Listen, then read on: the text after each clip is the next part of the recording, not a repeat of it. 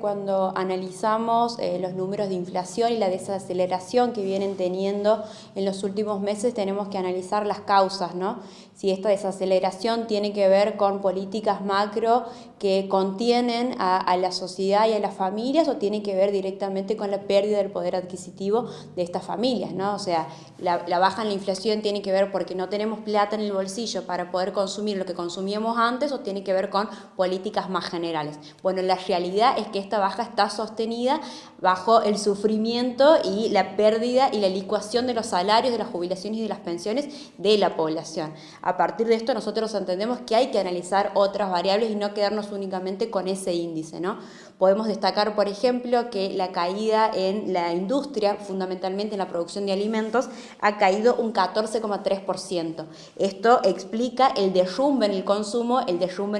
explica también la baja en la inflación. Entonces, es importante que podamos analizar un contexto general de la economía y a su vez también podamos analizar los costos sociales. Podemos analizar también el caso de los despidos, podemos analizar los aumentos que ha habido en todos los rubros y cómo se hace cada vez más difícil poder pagar en las familias los alquileres, poder pagar en las familias las boletas de la luz, y también, como lo explicaba la directora, ¿no?, en los comercios y cómo impacta esto en la actividad económica y en el sustento que hay detrás de las familias de esos comercios, que son muchas veces los que generan trabajo, ¿no?, en las provincias, en las ciudades, y sobre todo pensar cuál es la salida y cuál es la perspectiva que vamos a tener para adelante. Exactamente, me parece que los precios se han estancado, han dejado de subir, pero los salarios vienen muy por detrás. Entonces eso habla de que los precios se hacen inaccesibles para las familias. Entonces, si nos ponemos a conversar con nuestros amigos, con nuestros vecinos, con nuestros familiares, seguramente todos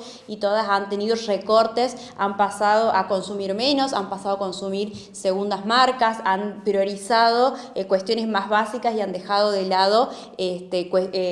lo que uno podría llamar voy a salir a comer algo, ¿no? Entonces, y por eso en las familias que pueden cubrir, después si vamos a las familias que directamente no pueden cubrir ni siquiera los alimentos, la verdad que estamos hablando de una situación dramática, sobre todo en los sectores más vulnerables de nuestra sociedad, que muchas veces tiene que alimentarse incluso en los comedores comunitarios para poder garantizar al menos una comida para las familias, ¿no? Entonces me parece que analizar un número y las cifras en abstracto pierde la sensibilidad que tiene que ver con la realidad que atraviesan las familias, que atraviesan las personas, sobre todo quienes más están sufriendo el ajuste y la política macroeconómica de este gobierno.